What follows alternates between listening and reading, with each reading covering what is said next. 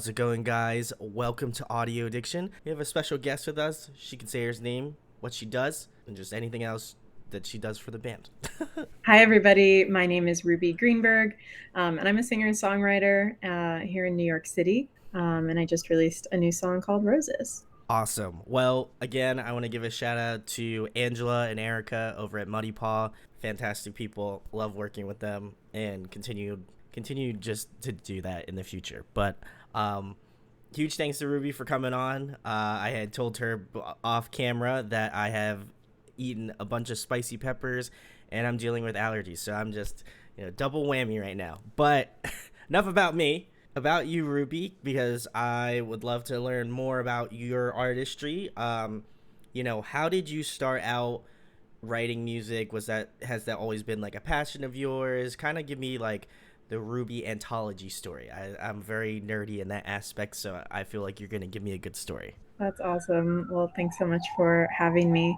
So I am from Colorado, which I always say is like kind of part of my story, and Sure. and I think like part of my sound, comes from that. I apologize for the sound in the I feel like that's a common thing if you live in New York. It's just part of it. Yeah. So from Colorado, and I grew up in a really like musical household and family.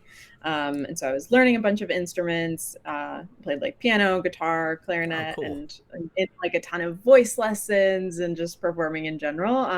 But I wasn't really like writing too much as a teenager. And then I went to music school for college, Oh, cool. which is actually a jazz school.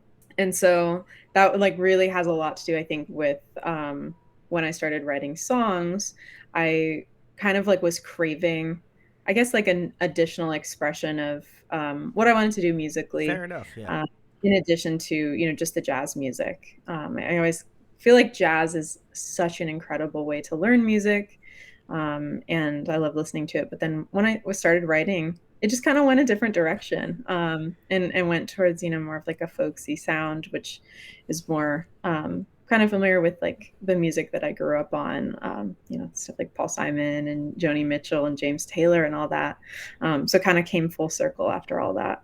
There we go. I'm kind of in the same boat. And to add on to that anecdote about jazz music, I for most people who know the channel know that I've been playing guitar for a very long time, and I almost exclusively hated jazz up until I started taking guitar lessons. And my guitar teachers that I had at the time were both from Berkeley and they studied jazz. So Mhm.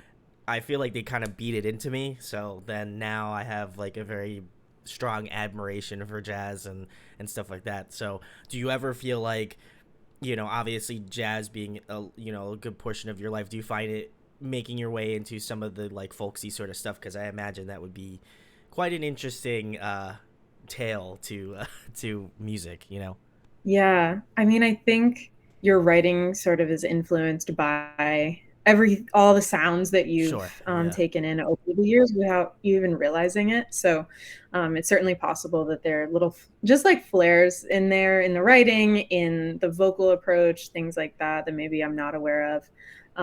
But it set such an amazing foundation for me, like really laying the groundwork for like learning these just incredible singers, that were from jazz, from Billie Holiday, Ella Fitzgerald, Hmm.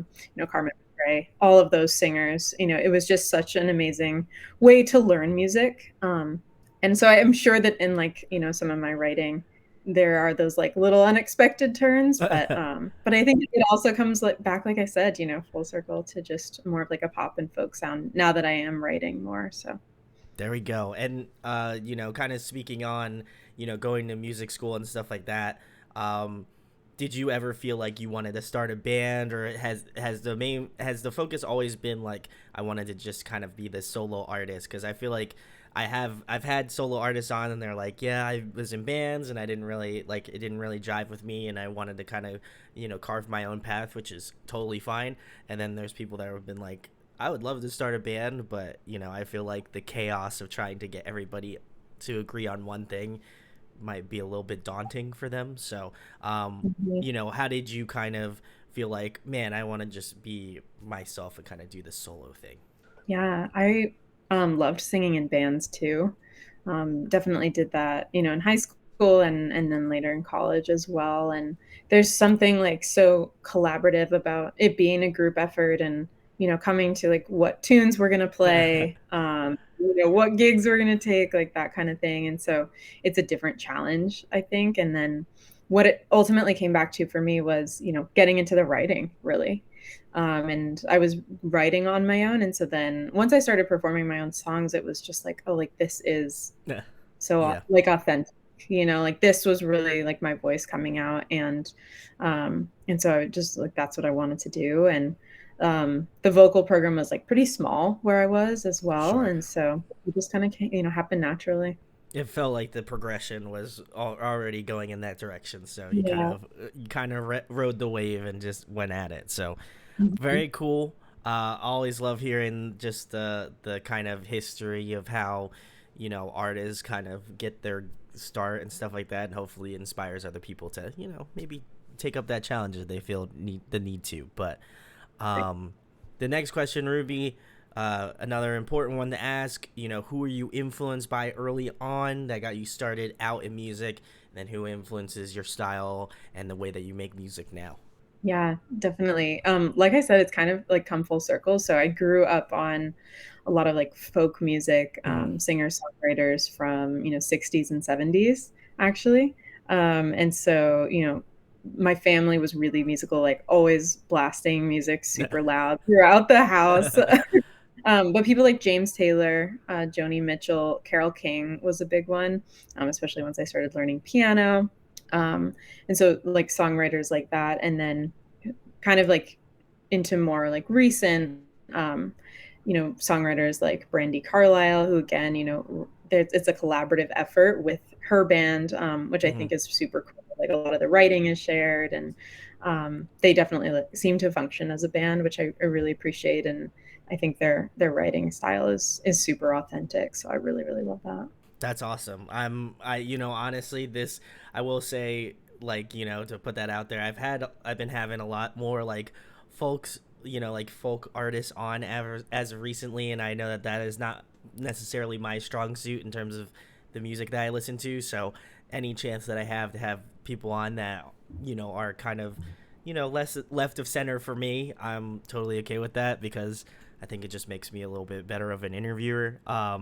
But that's really cool. I have heard of Brandy Carlisle before, and I feel like I didn't know the inner workings of how she does it with her band. So I feel like that's really cool to notate that. I did have a chance to listen to Roses, which, funnily enough, I actually still have the video up on my screen. But um, how does it? You obviously release Roses, and you have. I'm looking at the Tiny Desk contest video. Um, how do you feel like for people who maybe aren't familiar with you, like, do you feel like when you come to a show, are people going to expect like the roses that you see in this video? Or I know you have probably more of a produced version of that song. So, what can you tell people about I guess the differentiation between, what you would hear as maybe kind of more of a naked version of roses versus like the production, the something that you're like, I spent a lot of time on and I want people to check out. Yeah, definitely. And by the way, I did want to acknowledge, like, thank you for having me as like a, folksy kind of singer-songwriter acoustic. I know it's a little different than a lot of the stuff you do. I did notice that. So thank you. No problem. Um, yeah, so I've been singing Roses for a number of years now. I wrote it in 2016. Um, and it was a super different arrangement at that time. So when I started writing it, I almost heard it as sort of a piano ballad. Oh wow. Okay. And that's the way that I performed it for a while. It was a little bit more free and sort of open, almost like kind of in and out of tempo. And we had horn solos, kind Oh, of cool. floating in and out at certain live Yeah. versions. Really different at that point. I've also gone on tour with my roommate, who's a upright bass player, and we've actually played a duo. So Oh, just that's voice and cool. bass. which is really different too. And we've done bass and drums, and then of course voice and acoustic guitar, which is what's heard on the recording. So yes, we've done it a ton of different ways, which is actually really fun. And I kind of like that I had all those years of like kind of touring it and workshopping it for gigs before I ended up recording it. The version that I actually ended up recording and releasing, which is just vocals and guitar. It's what was always in my head when I was writing it. Sure. Yeah. I heard, a very like gentle, stripped down guitar part, which is played by my friend Prawit Sarawat. And he just does an incredible job on that. So gorgeous. And we workshopped that a lot too, before actually getting into the studio. We have been crafting that over the years. So that's really, the final version. He is also playing on the tiny desk as well as Ruby Greenberg. So yeah, the gigs are probably most similar now to expect that we would play it sort of similar to the tiny desk video. But that part is replicated from what we came up with in the studio for sure, especially the guitar part. Certainly. And it's cool, like, at least from my perspective of like listening to a wide variety of music, like to hear different versions of a song. And I'll probably have to, I'm sure they're online somewhere, so I will have to inevitably check them out in a different iteration. But from what I heard, with Roses on the tiny desk, I was like, this is not my like lane, but I totally dig it. I've been really getting into like folk artists as of probably the last couple years. I don't know if you're familiar with the artist like City and Color, but he's like one of my all-time favorites. I just saw him last year, I believe, and I was just enthralled. So I need to see him again.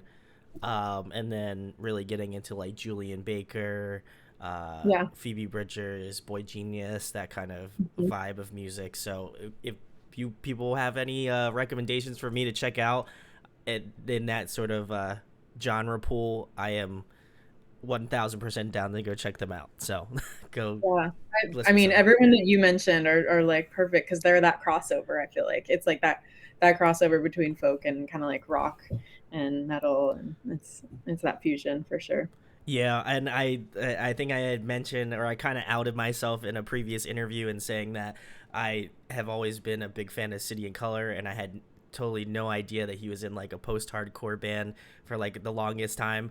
And so he writes like really like, and I was shocked, like I didn't know that either, which is kind of insane. So Alexis on Fire, go check them out. I already, if you know the genre, they're one of the legendary acts, but had no idea, just never really crossed my mind, so to know that he is such a great artist in City and Color, and to know that he's just as great of an artist in Alexis on Fire, just all praise to Dallas. But next question, Ruby, keeping it more current, who you've been listening to on Spotify, what do you kind of listen to on your day-to-day? I'm very curious.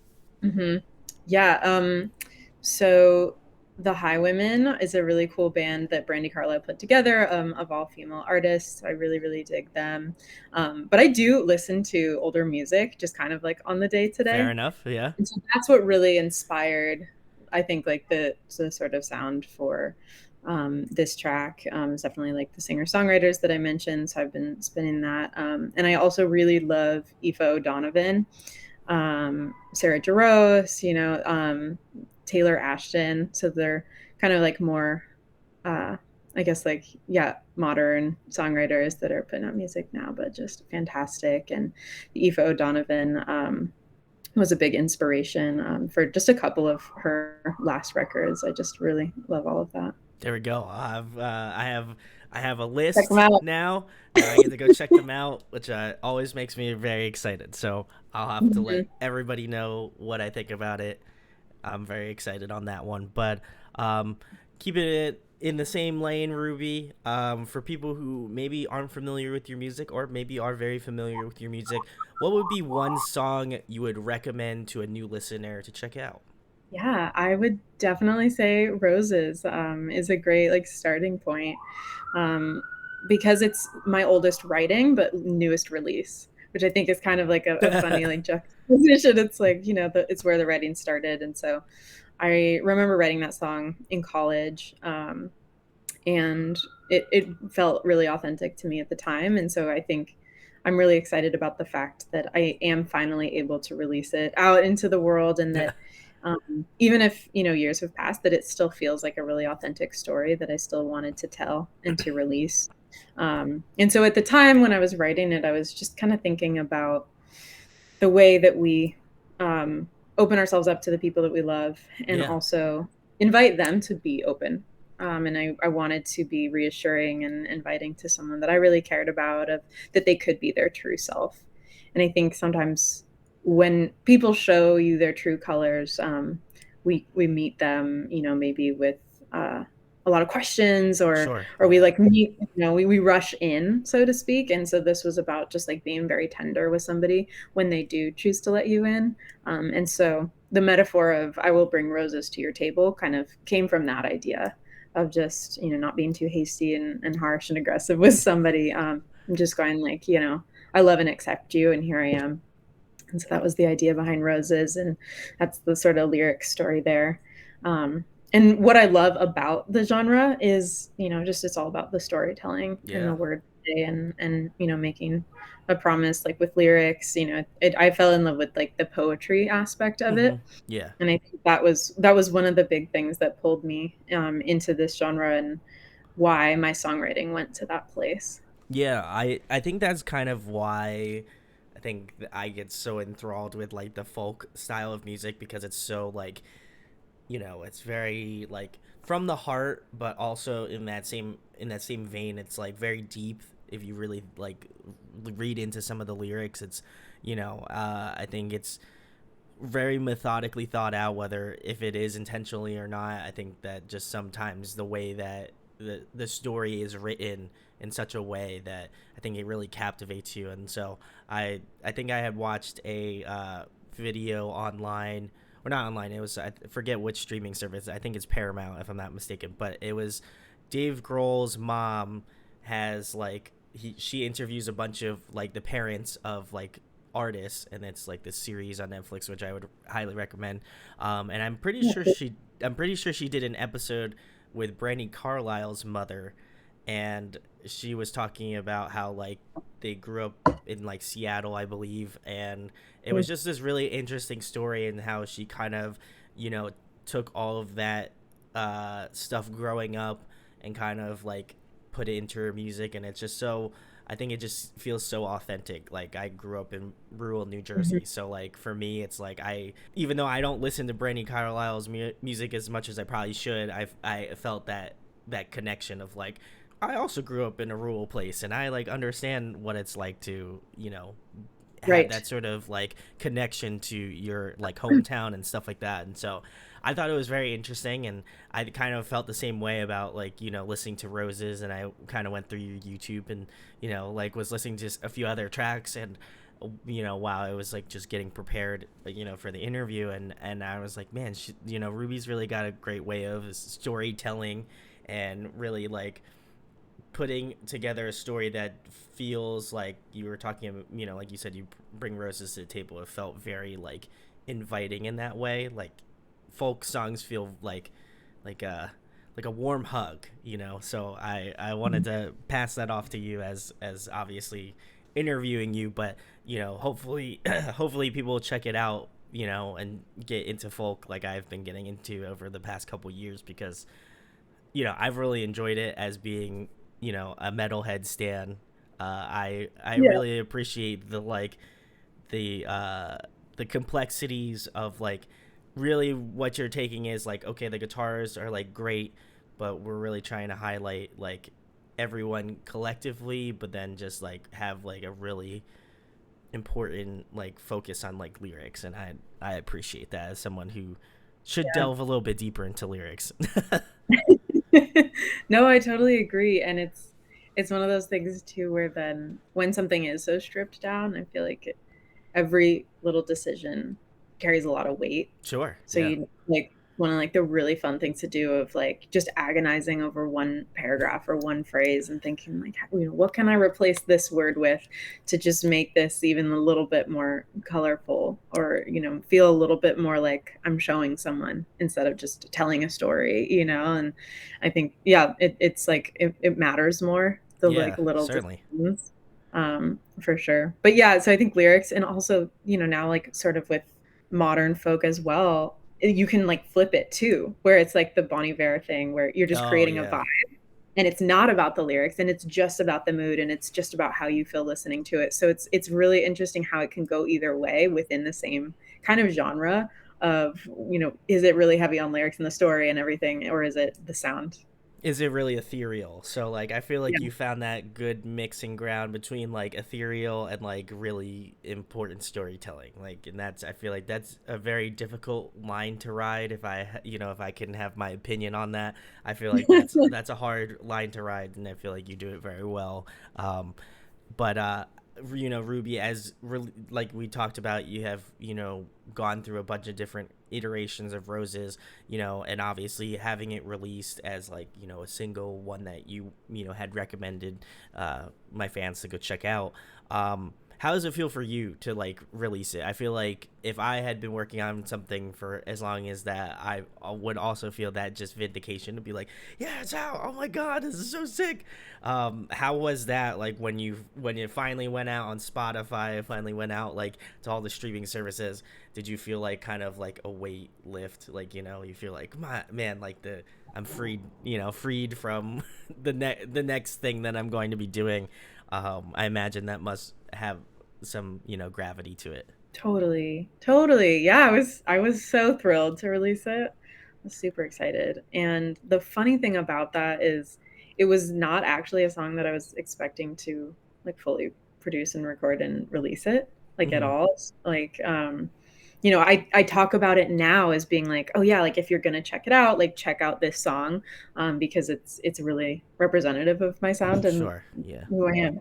But that wasn't always the case, and especially like I was describing earlier when I was just performing at like duo voice and bass, you know, like trio. It was almost like an extra at the shows. It was like a really different moment where like part of the band would step back and it was just like this little extra thing, and we go into odd meter, you know, like it's Yeah. it's Sure. different. And so I wouldn't have expected it. And I was working on recording some other songs a couple of years ago, and I was like, yeah, and like I do want to do a vocal and guitars only track. And a couple of friends who, you know, were also musicians, you know, who had just gone to a couple of shows that summer, they're like, yeah, but like what about Roses? And I was like, no, like, you know, that one. And so I think that makes it especially exciting, is that there's just been such an evolution in this song, particularly where I did get to come around to the idea and be like, yeah, like this is one of my most authentic and real stories that I Yeah. have in a song. And to like arrive there and be super proud of the end result, feel like it sounds like me, is a super exciting feeling, let alone that, you know, that I wrote it so long ago. There we go. Well, guys, go check out Roses.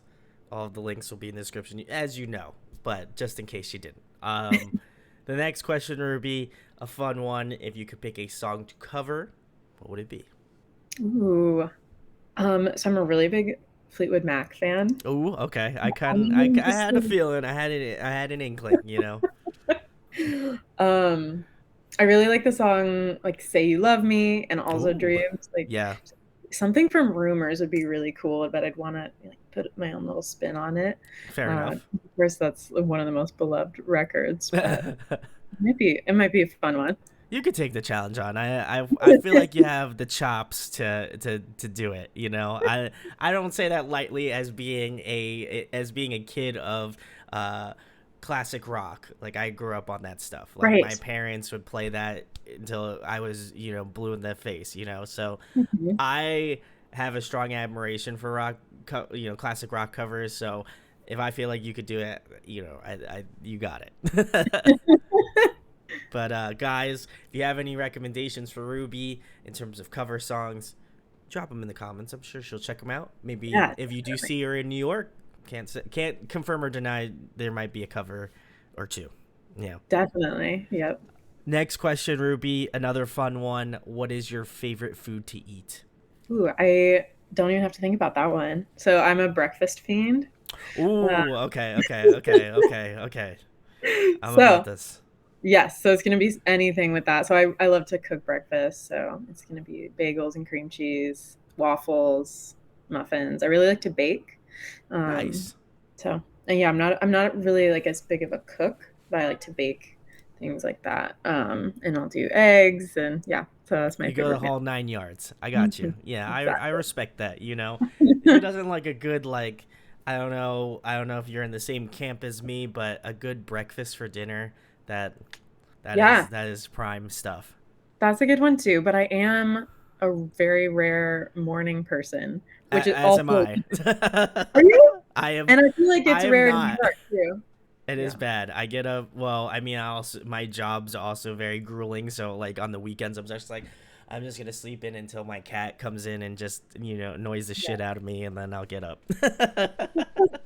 So I feel that. I feel that. I'll only get up if I know that I have the strength and energy to go make a cup of coffee. And then once I have that cup of coffee, then it's off to the races. We're good. That's true. I'm still in the coffee for sure, even if it is. Yeah. Next question, Ruby. Keeping it music related, of course. If you were to have a guest feature in an up and coming Ruby record or producer you'd like to work with in the future, who would you Mm, be? that's a great question. Thank you. I Mm. try. Um, I would probably go for someone that's, been around and self-producing for a while, if I was gonna do that. And I actually like surprised myself with this answer, but it might be Bonnie Raitt. Ooh, Um, okay. She's Yeah. had a really incredible story and is really, really inspiring.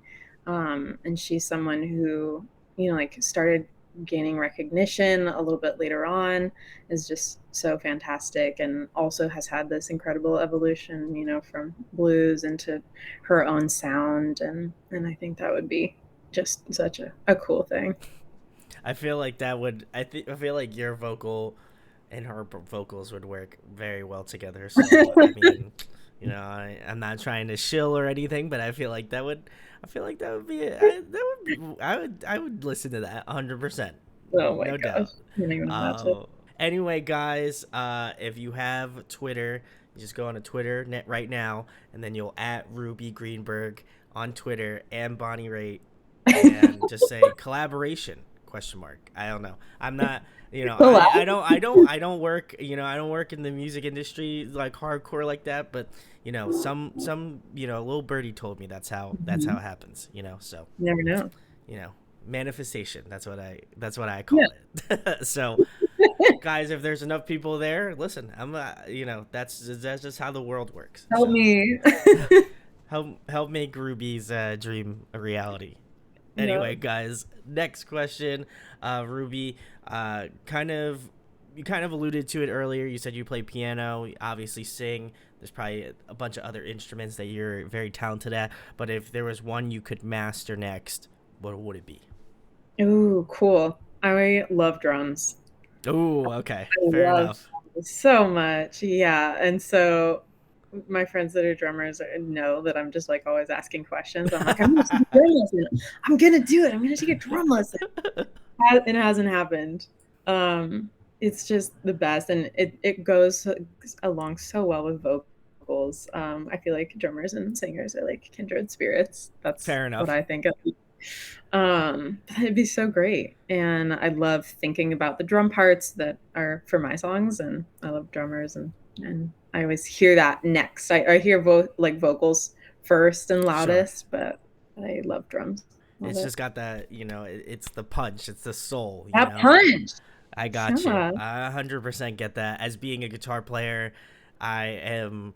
People that live in Pennsylvania can totally see me just going hard in the air drums in my car. I'm pretty sure I got.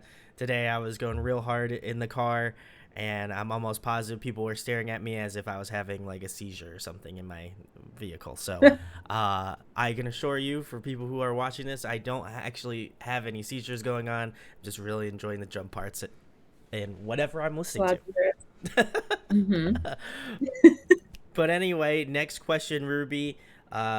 If you were to compile a dream tour lineup, including yourself, who would be on it? Mm. Um, I would really love Boy Genius. So that would Fantastic be like choice. ultimate dream, Yes. ultimate dream. Um, and I do really like to like travel and tour with friends. And so I think it would be really fun to do that with my friend Joby Sebastian, who actually I wanted to plug anyway because he produced the vocals on Roses. Oh, very cool. But we've toured together in the past, and he, is an amazing singer and arranger and producer, and has helped me a ton. So check him out. But his project is called Tropic, and I love touring with him. And that was the last tour that I did. Before the pandemic and Yeah. and the world shut down and all of that, and so I'll always remember, I feel like, the last traveling that we were doing before that time. So three like totally different acts, but that'd be the dream. Like, That would be very cool. I would, listen, if it rolled through Philadelphia, I would be so on board with that. That would come be, through. I would come through, 100%, no doubt. I would drop what I'm doing and go directly to that show. It sounds like a great time. So, guys, again, we already talked about this Twitter moment here, but again, I'm just gonna let you figure it out. Yeah. I'm not gonna. Just get to it. Get to the internet. Next question, Ruby. Obviously, I'm sure you are a seasoned show goer. But if you could tell me who puts on a great live performance in terms of the bands that you've seen or artists that you've seen, who'd you recommend? Hmm. Yeah. I You really are thinking about this. well, I tend to agonize over questions, Brandon. That's what I do. That's what I don't know if they give you any. I don't know if they give you any forethought on the questions that I was going to be asking you, or if you had, gone Oh out no, this to. is better. This This is is better, better. I think. Yeah. Um, well, one of the like biggest influences I have is I've been close friends with Michelle Willis for a couple years now, who is like my biggest influence in Very cool. songwriting as far as like a new friend, and that we've gotten really close in the last couple of years. And she just released her album, and her album release show was just out of this world. Yeah. It was incredible. And just put on a fantastic show, like incredible band, authentic stories, before the songs, and put on a great show at Joe's Pub in New York. So that's top of mind. That was the last show I went to. It There was we go. fantastic. I'll have Yeah, to. If she ever comes to the area here in Philadelphia, I'll have to come out and hmm see her and tell her Ruby says hello. Uh, for sure. Next question, Ruby. Another fun one. Favorite TV show, favorite movie. Oh, nice. I'm watching Mrs. Maisel at the moment. Oh, nice. Okay. Yeah, Okay. it's a good one. Little low Yeah. key show. Hmm. I'm actually not the biggest movie watcher. My favorite that I've seen in the last couple of years is Little Women, the new version that Oh, they nice. made. Okay. Hmm. I love that. Yeah. Very nice. Next question, Ruby. If you were trapped on a desert island for the next month and there was one album you could bring with you to listen to, what would it be? Hmm. It'd be Tapestry by Carole King. Ooh, okay. Any particular reason why? Mm, so that album was like playing on repeat when I was a kid, and I still love it. So to me, that's a sign. It's like I've listened to it my entire life, and I still just adore it and could listen to it over and over again and hear new things from that because of the beauty of Carole King. And Fair enough. so I better take it to the desert island too. I feel that. I kind of, in that same lane, I kind of feel the same way about the Boston self-titled record. I absolutely adore that record Mhm. so much. It's just a classic rock essential album. I know people have vastly different opinions about that album, but I Okay. just remember my dad like us hanging out in the garage, and he's just playing that, he's just playing that shit as loud as he can, and I Mhm. just remember just like, More Than a Feeling, like, all of the classic Boston tracks that you think of that band. And I'm just like, this is what, That's so cool. that was that moment. I was like, man, I should probably pick the guitar up. Oh, So well, it's partly like if we've heard it that many times throughout our it's got to childhood, be great. like we must. But also now it's intertwined with all these like memories that are like family and home, and there's like that memory behind it, so then it's like even more important, I think. It's got that like connection, like along with the music. Yeah. It's just beautiful thing. But Mhm. the second question I have for you, Ruby, I've been asking a lot of the people I've had on recently to interview. Probably will just be a staple question that I'll have probably for the entirety of the channel. But for those people who have made it throughout the entire interview, thank you very much. Salutes to you. Mhm. But if people that are on the fence for whatever reason, I don't know why you would be on the fence about Ruby Greenberg because she's fantastic, but if for whatever reason you are, what do you want people to take away from your artistry, whether it be from a lyrical perspective, a musical perspective, or kind of a combination of those two ideologies? What do you want people to think of when they think of Ruby Greenberg? Well, agreed. If you're still sticking around, thank you guys. I appreciate it so much. And I've talked a lot about songwriting because that's like what I think of with Roses. That Sure. was the Yeah. big focus.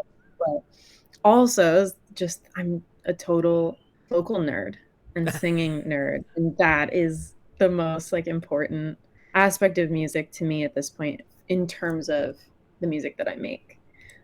Because for me, like singing is what it's all about. Like that's really like where the story comes from for me, and it's one of the reasons I love singing covers too. Is I just want to sing, and I always say like if I lost my voice, like I probably wouldn't keep doing this. I don't know, if I would still be writing or like playing guitar and piano. For me, my voice is the way that I express myself, and um, there's no other feeling like it too as well. Like singing is just my favorite thing to do, and it's always been something that was really natural to me.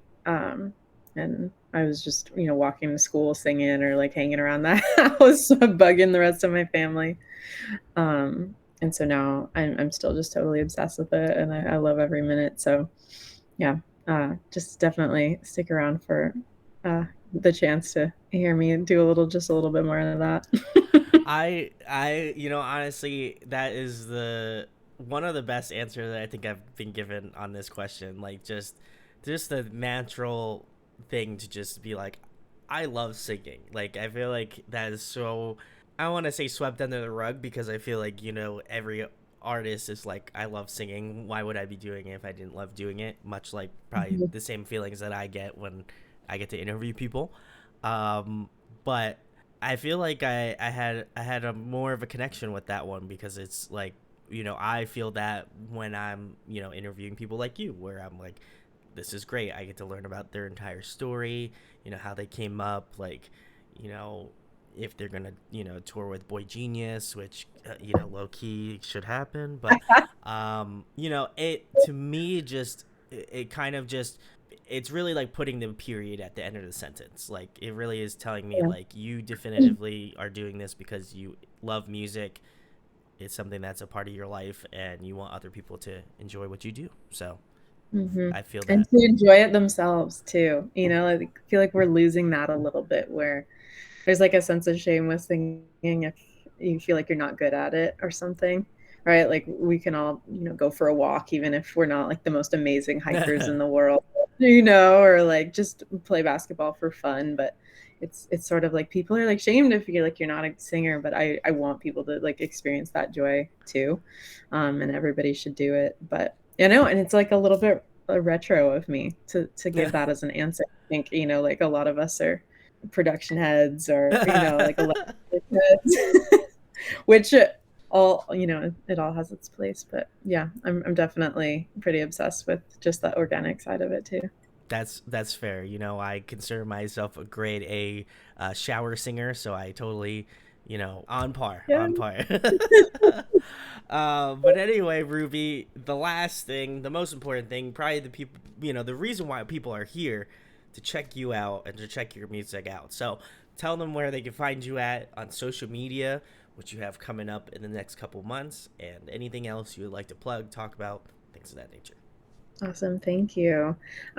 So first of all, everything is on my website, which is rubygreenberg.com. And then social media is Ruby Green B. Not like a bumblebee, but just Just the letter B. just the letter B at the end. BERG. Yeah, no. So Ruby Green B, that's what I am on social media, for Instagram and Facebook, YouTube, all of that jazz. If you're in the New York area, I'm playing at Rockwood Music Hall on May 12th, with one of my really wonderful friends, Uta Habig, whose similar story came up in like sort of classical and jazz, and is just an incredible string player and songwriter and singer. So she's gonna be playing piano, and I'll be singing as well. And we're the same band as well, which is going to be super fun. So it'll be 2 sets. That's May 12th at Rockwood Music Hall. There we go. Well, guys, if you had any other reason to go check out Ruby's music, it'll be all in the description where you can check her out, follow her on social media. If she's in your area, go say what's up, because I feel like if she comes down to Philadelphia, I'm going to be at that show. So please go check out Ruby. Huge thanks to Erica and Angela over at Muddy Paw for setting this up. For Always, they're always they're the MVPs. So shout outs They're to the them. best. They are really great. So, guys, go check out that. I'll also leave a link to Roses, which is the newest song that Ruby has released. So go give it some love. And if you enjoyed the content, make sure to like, comment, subscribe. I feel like just like the trademark YouTuber that asks for that stuff, but if you don't ask, you never receive. So thank you guys for hanging out. Thank you for watching, and massive thanks to Ruby for coming on and chatting with me tonight. Thank you so much, Brandon. Thanks for chatting about songwriting and Roses and having me.